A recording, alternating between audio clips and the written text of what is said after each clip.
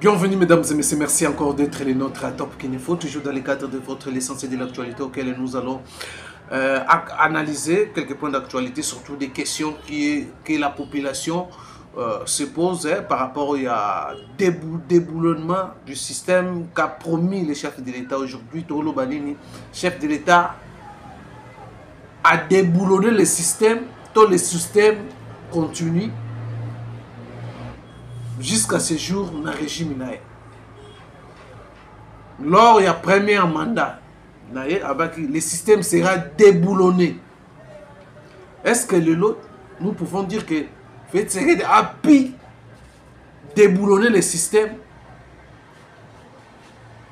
Il y a des Congolais, surtout il y a les politiques. Bato bazoko diriger les institutions. Bato bazoko diriger les entreprises publiques. Est-ce qu'aujourd'hui, Toloba Fetseke a pu déboulonner le système? Est-ce que le système est déboulonné? Les réponses avec les images. Aujourd'hui, nous allons vous présenter quelques images et puis nous allons revenir pour mettre des commentaires, analyser par rapport à cette grande question que la population congolaise va se poser la question. Est-ce que deuxième mandat, est-ce que fait ce que dit Akobima haute, la tête haute, est-ce que l'espoir est ali? Est-ce que l'espoir, les Congolais ça toujours l'espoir par rapport à ma propos à Augustin Kabouya, le secrétaire général de l'IDPS, qui a désavoué par plusieurs structures et partis présidentiels. Ces derniers propos, est-ce qu'ils ont raison ou ils ont raison? Alors, mesdames et messieurs, sans plus tarder, je vous convie de vous abonner sur Topkin Info et puis partager la vidéo.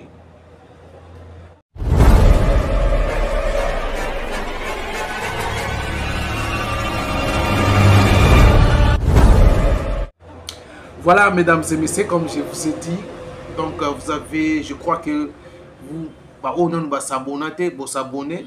Bandego déjà vous s'abonner. Je crois que vous allez aussi partager cette vidéo pour comme la batunion. On devait, comme je vous ai dit, on va parler sur les grandes thématiques, les déboulements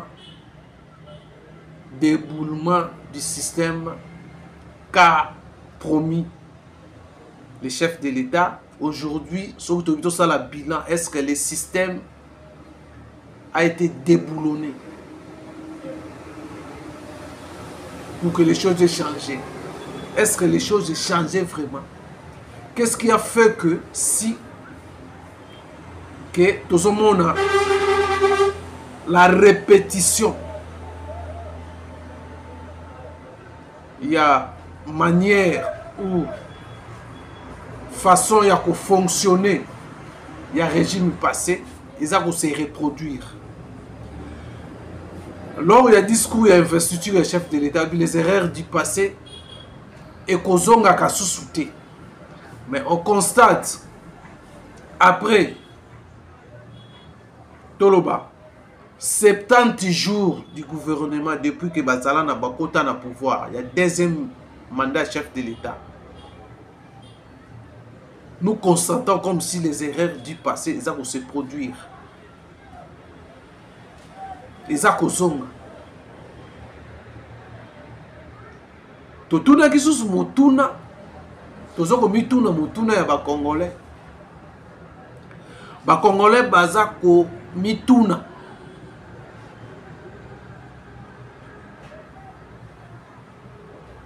Pe bakongolais bakomi na doute. La façon dont les choses ils ont les quasi ko tamboula na mboko. Certaines bakomi découragées sur plusieurs quelques points.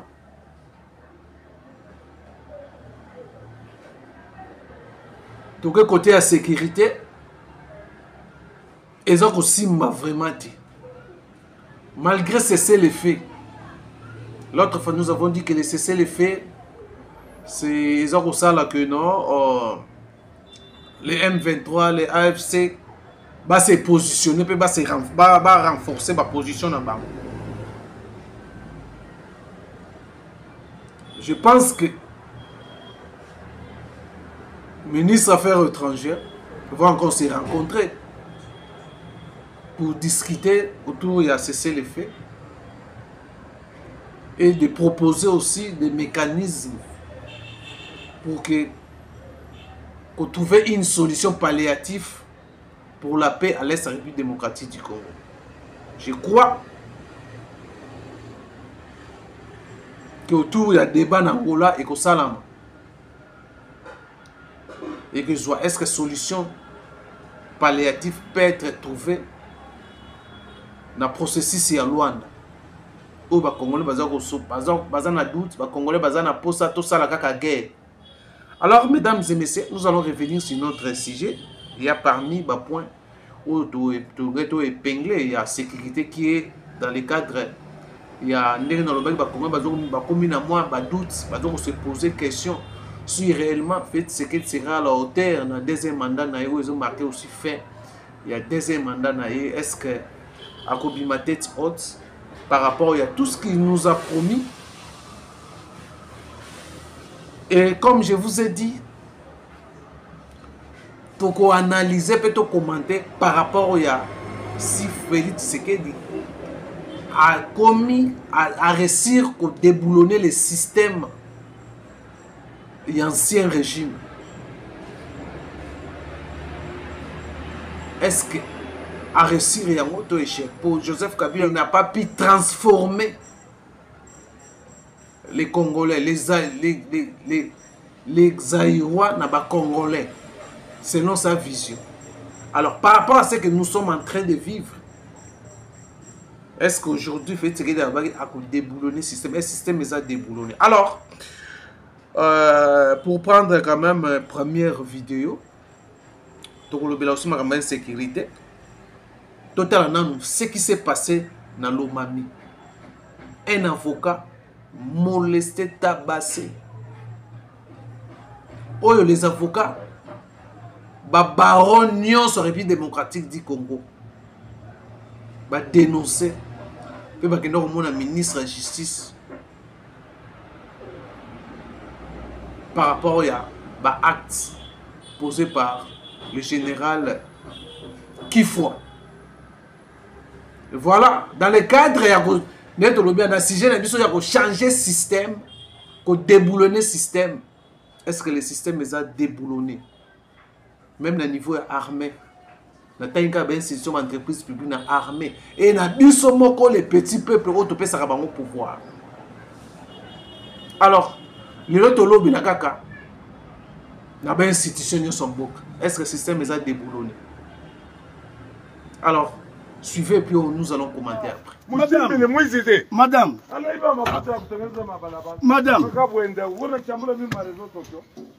Madame Marlène.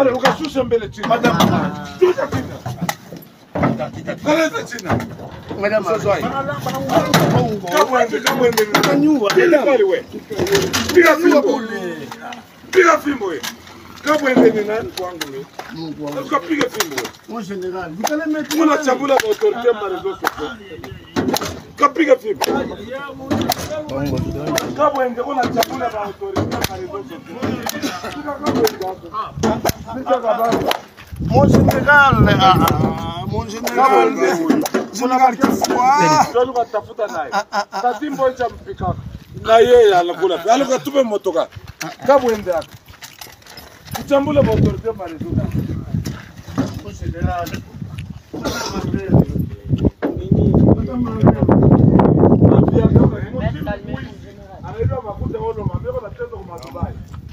Madame Marlène. Madame Marlène. Non, général, non.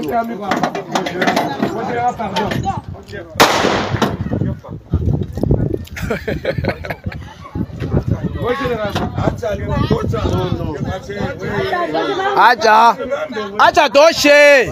Acha toshe la mapika.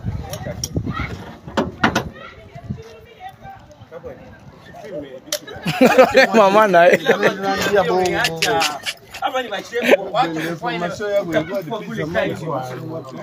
Mon général, Le bétonnette. mon général, je suis votre fils. Les tigres d'Angola. Je suis votre fils, mon général. Je suis votre fils. Mon général. Madame Marlène. Madame Marlène. Je ne sais même pas. Madame. Madame. Madame Marlène. Madame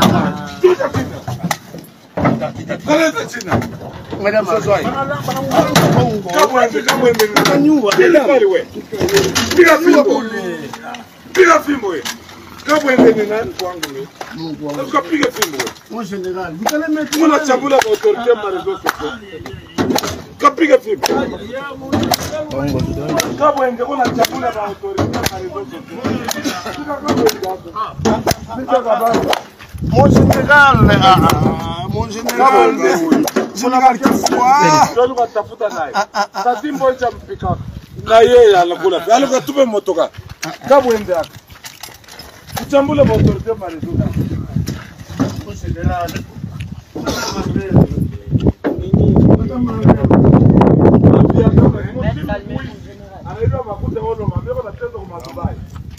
Madame Marlène. Madame Marlène. Non, général, Non.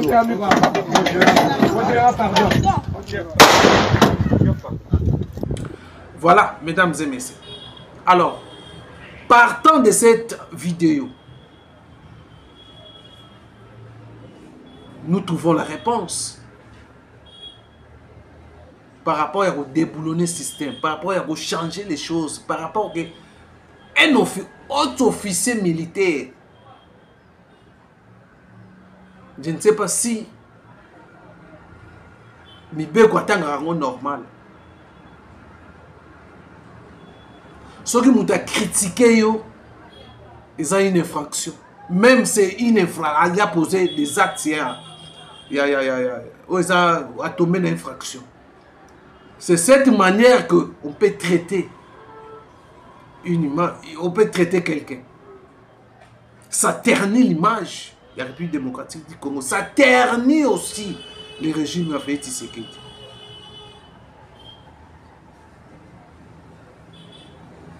Et la raison pour laquelle aujourd'hui, certaines opinions pensent que non, la démocratie n'est pas le nôtre.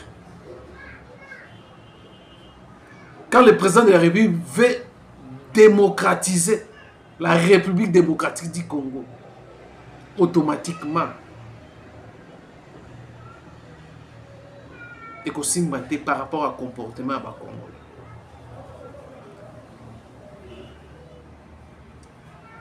Du fait que le chef de l'État l'indique à chaque institution, est à la libre, est à l'indépendant.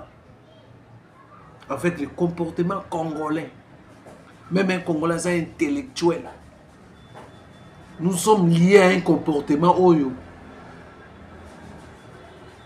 Congolais mérité, Yagosala, tous les dirigeants ou les présidents, trop dans la démocratie européenne. Par rapport à l'acte au monde.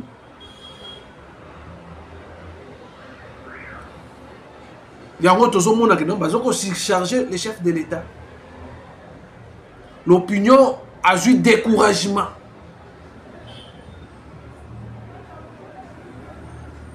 Namakamboyo suivi la pression. Les Congolais ont senti le président de la République, tant que IDPS a eu pouvoir. Ah, démocratie. Ah, mais ils ont constaté, c'est comme si les chefs de l'État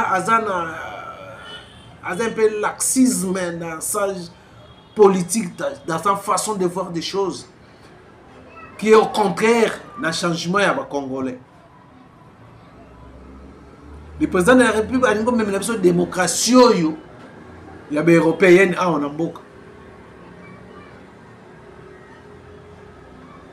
Oh, lelo, ils ont commis en défaveur na opinion. Oui, atiki bazala libre dans l'institution. Tout le monde sait ce qui se passe. Tout le monde a une vidéo comment général a pu traiter un avocat dans sorte aujourd'hui. Les avocats aussi boyoki comment va réagir par rapport à l'action. Dans un pays démocratique, dans un régime démocratique, l'état des droits, l'état des droits, c'est un banane. L'état des droits, c'est un rapport à petits citoyens. Oh, bah, comment on se poser la question? Quand un petit citoyen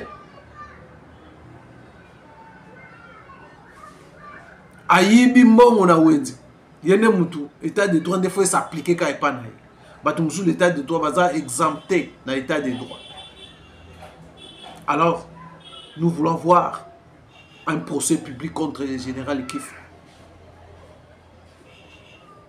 Il y a tant d'autres problèmes dans le Congo, surtout dans Kinshasa.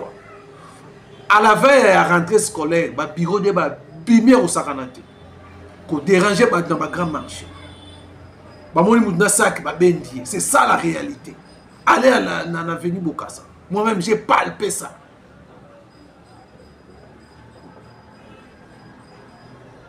J'ai intervenu pour abattre nos sous. Par rapport à la pratique. Quand on a battu, quand on a battu, il y a un soda. Comment on a battu un soda, même un soda, on a un soda. Ni des gens qui voilà. Le système n'a pas été déboulonné. Nous continuons avec le système. Le système. Bon, on dit comment en général, ma pratique à Kala, moi, ma système à Kala. Ma pratique à Kala, moi, système à Kala, tout ça qui n'a pas. État de droit, on a pour la banane.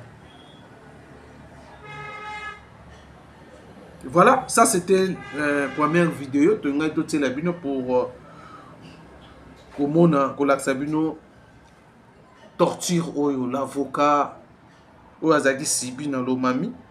Oh lelo, ça fait parler, ça éternit l'image du chef de l'État. La vidéo est à le monde entier. Voilà, on va répondre, on va maintenant remettre en doute l'état des droits du chef de l'État. Oh, on est dans le Bakiawa. Ils en ont pour nous. Alors, je vais vous mettre encore une image. Il y a Rubota arrêté pour faire la pandère, accorder la liberté provisoire. Suivez comment ils ont célébré la liberté provisoire. Pourquoi ils ont célébré la liberté provisoire dans la famille? Dans la famille, ba libéré. Pourquoi? Voilà nos vidéos.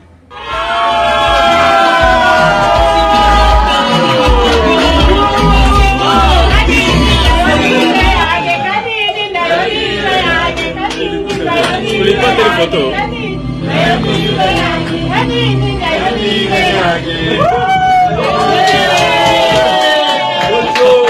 Voilà, mesdames et messieurs, vous avez suivi la vidéo. Voilà. État des droits. La justice est malade. Comme a dit Félix Tshisekedi. Mais, quelque part, le président, tantôt il critique, tantôt il a protéger les gens soupçonnés. Il y a pas de détournement, il y a pas de malversation financière.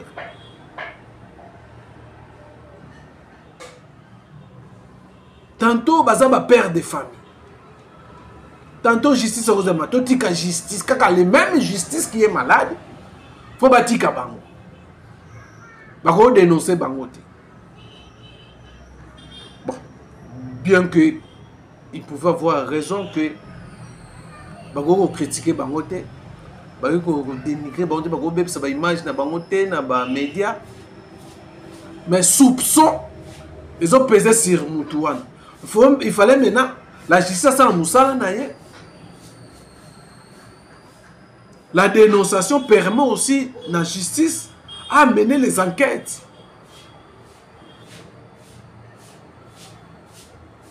À mener les enquêtes pour comment pour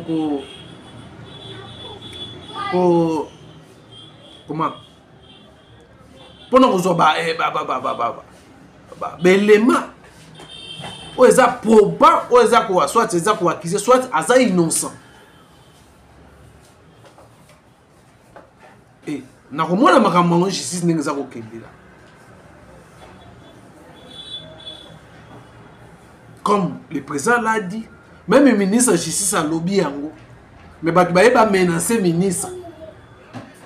Un syndicat ba magistrat et parmi ces magistrats on a baza impliqué baza cité na ba manœuvre nyoso ya mabe salama impliqué parmi ces avocats, ces magistrats.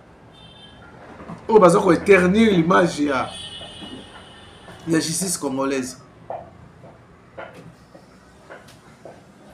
Bako kende ko menacer, ko sala ba menace. Na les chouchous ba membres, les chouchous ya ba congolais, Constant Mutamba. Synergie ba avocat, ba syndicat ba avocat pour battre là. Démarche qu'a engagé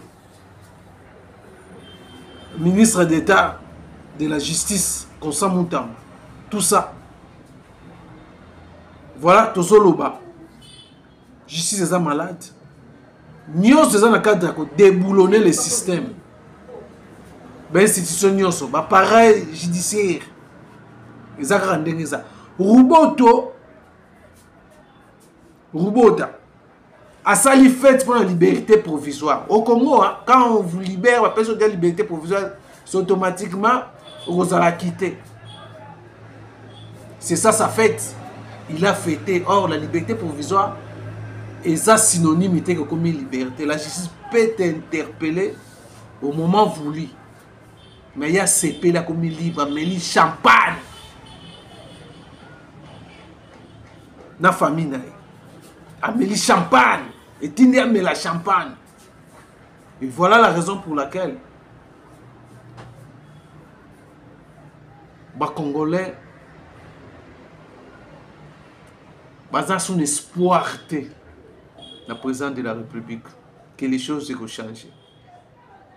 Comme je vous ai dit, lui-même chef de l'État, tantôt a critiqué justice, tantôt a protégé les pères de famille, a critiqué bango. Mais les Congolais vont critiquer bango.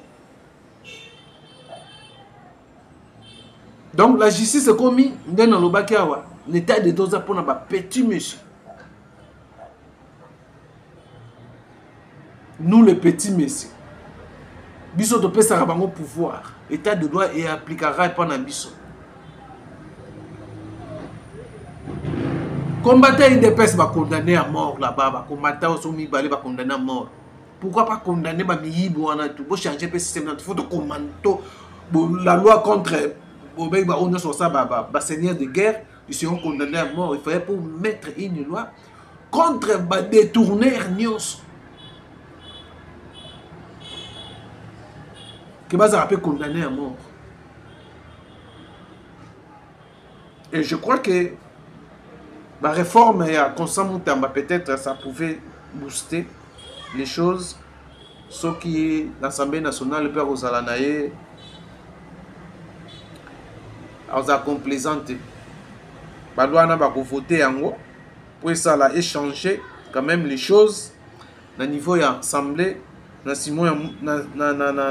échanger, remettre à moka détournement. Et voilà, mesdames et messieurs, cette vidéo et démontrer que l'état de tous a pour nos petits messieurs. Bataba 1 million de dollars. Bataba 250 000 dollars. 250 millions. Bango baza exempté. Dans ma l'état de toi dans Mboko. Et certaines bazo c'est comme si aussi chef de l'État pour encourager bato ko côté là-bas. Tala le loko nanyo Nicolas Kazadi. Des fois se présenter na procureur tozo ba dossier ngo ekende ndenge nini. Azanae au moment tozo baza mbujimai. Bato ba ko accompagner chef de l'État. Alors même Marambo ya Matata Mponi, justice a reporté par rapport à quoi bah réseau et banaka vraiment 3 mois plus tard, je crois en septembre il sera pas bah justice so ba reporter encore. Voilà la justice malade.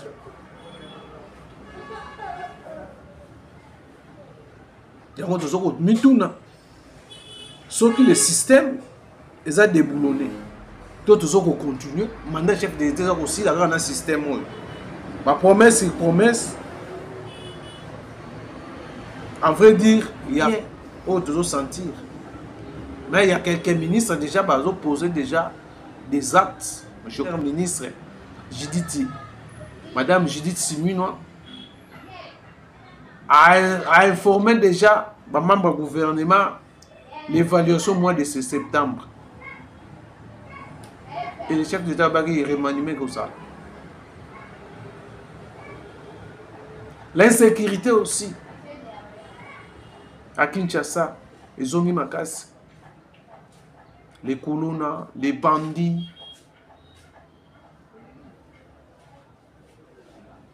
Il y a certaines réalités où les lots to éviter si Congolais a reçoit confiance malgré les mesures nyonso gouvernement du reçoit ministre économie Mukoko Samba pour réduire la vie chère.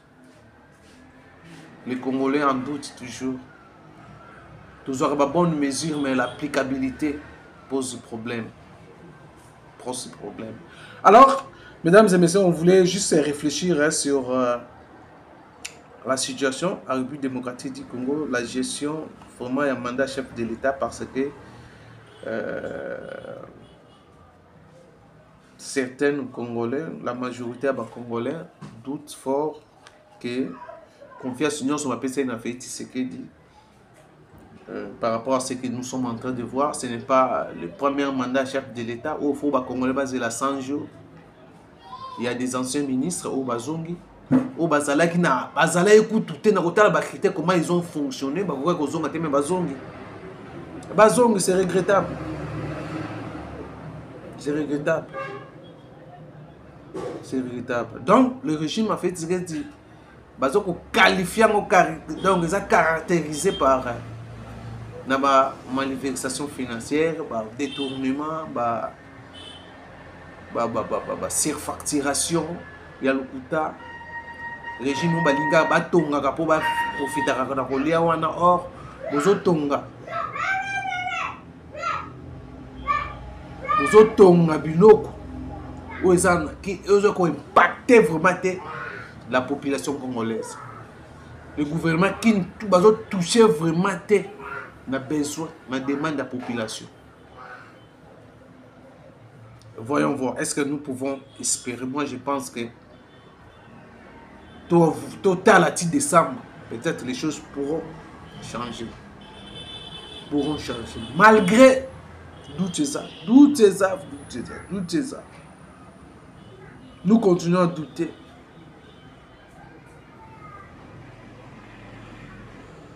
Les garants de bon fonctionnement, toujours chanter, sentir en mode. Les Congolais ne sentent pas rigueur la présidente de la République, rigueur exacte. Comme je vous ai dit au début là, la démocratie le président Lingé Kota Namboka, et ça l'automatique, c'est difficile. C'est difficile de combattre. Dans la consommation, nenga za combattre. Le lot consommation bazui, ba mesure ya ko bancariser, ba parquet nyonso. Système main à main, des pays de main à main. Et ça sous tes greffé, on peut s'en bon on a greffé. Nyonso doit passer par la banque. Il y a parquet, il y a juridiction. Il va mettre des banques à la one. Mais combattre. Le chef de l'État, son Excellence Félix Tshisekedi, qui nous a nommés à ce poste, nous a instruit de pouvoir réformer, de pouvoir amorcer des réformes courageuses et audacieuses qui feront mal, et très mal. Mais il en faut. Parce qu'il faut une thérapie de choc pour guérir notre système social, notre système économique, notre système judiciaire des maux qui l'ont rongé depuis une certaine décennie. C'est à cet effet que nous avons pensé la bancarisation de tous les droits, taxes et redevances qui sont perçus à l'initiative du ministre de la Justice. Comme vous le savez, avant moi, il y avait une confusion à ce sujet. Tout le monde pouvait percevoir ces taxes, ces droits et redevances. C'est pourquoi nous avons été scandalisés par le rapport de la Cour des comptes faisant état des détournements de plusieurs centaines de milliers de dollars perçus à l'initiative de certains greffiers. Nous dénonçons avec la dernière énergie cette manière d'opérer.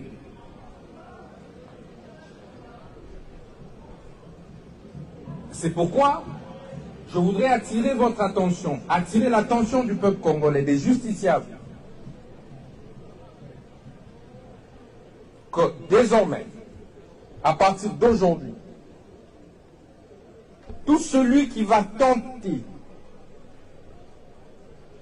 d'ouvrir un compte parallèle en dehors du compte du trésor public sera arrêté.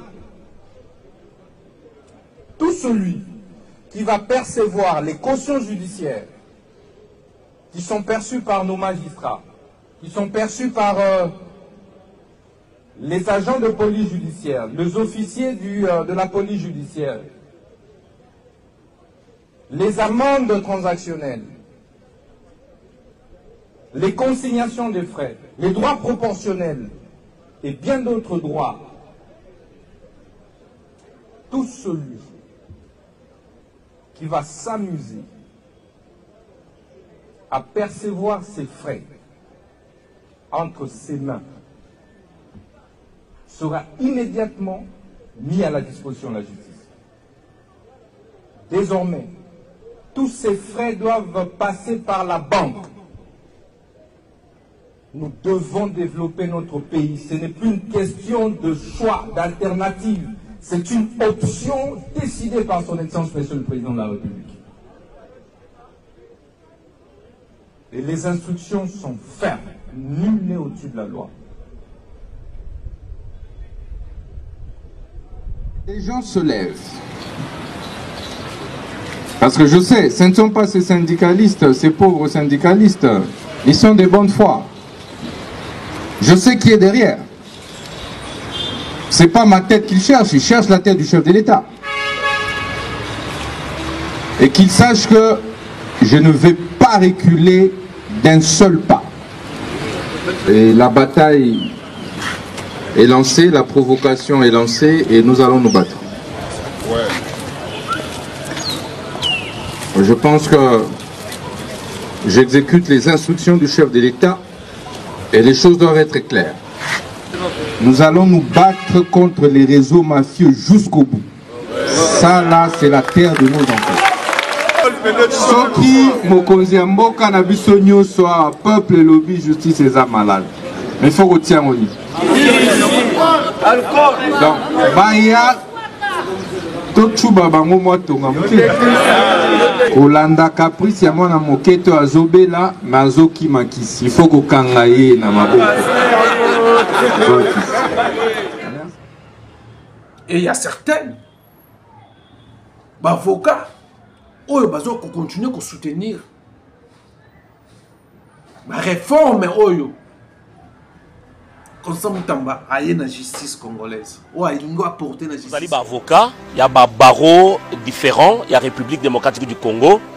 Il pas mbatté parce que le Kola Ekolo Mobimba Toyoki, ministre d'État en charge de la justice, a déposé qui lobby ma proposition de loi, notamment en rapport avec corps nabiso ya avocat, alors mais aussi le statut ya ba magistrat et ndenge boyoki déjà et bandi banungu nungu boyo baloba boyo bazonga, alors biso to lobby tokoki kotika ye mokote na bitumba wana yango to telemi poto ko ebisa ye alanda oyo bango baza koloba te. Justice na biso mokonzi mboka lobaka yango ezali maladi.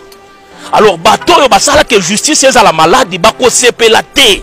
Alors azonga simate ayeba ke biso avocat ya za avocat lokola biso awuti na biso ayebi passion biso to monaka à cause du fait que ezali na batu moko boye bakamati justice comme lokola ndaku na bango bako sepela te na mo ya lelo makambo ya zo sala bako sepela te.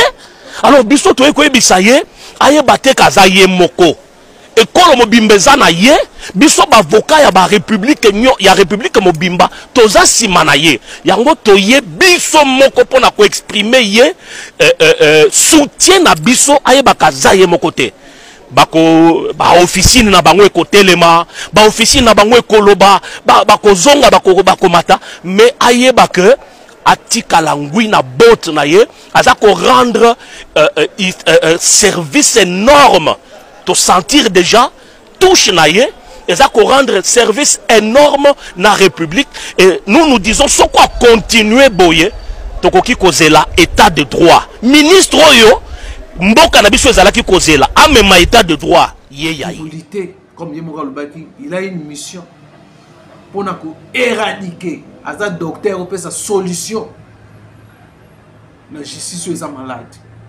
elle peut ça ba remède oyo bazo ko bundisa même les politiques ba koti pour na ko bundisa et moi je crois que comme fait ce rabi ba ouvrir ba placard to lingi to mona ba to nyonso to yoka ba kongwe ba na posa na bango ba lika na justice ba placard eza ba fongoli yango déjà ils ont ouvert. Alors, mesdames et messieurs, alors pour terminer, je voulais juste revenir sur l'infiltration, il y a des soldats du Soudan d'ici, où il y a des rumeurs, il y a des sociétés civiles, où il y a certains groupes, il y a un soldat qui s'infiltrer dans l'Est. Alors, nous allons vous laisser suivre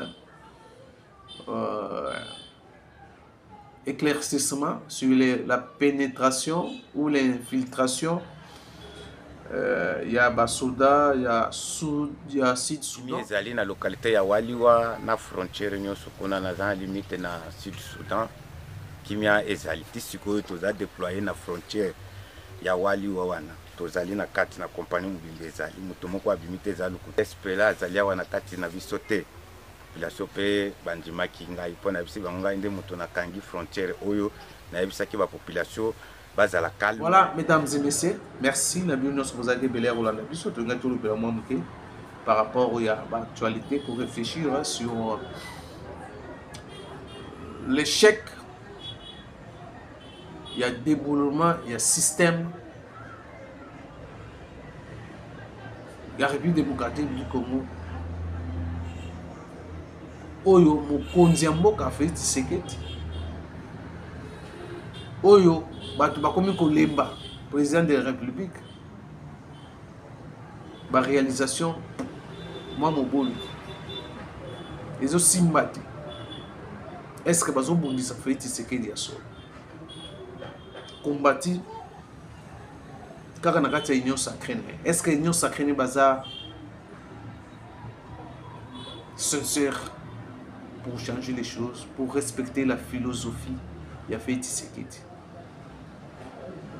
Tout le monde fait Tshisekedi est pris en otage par l'union sacrée.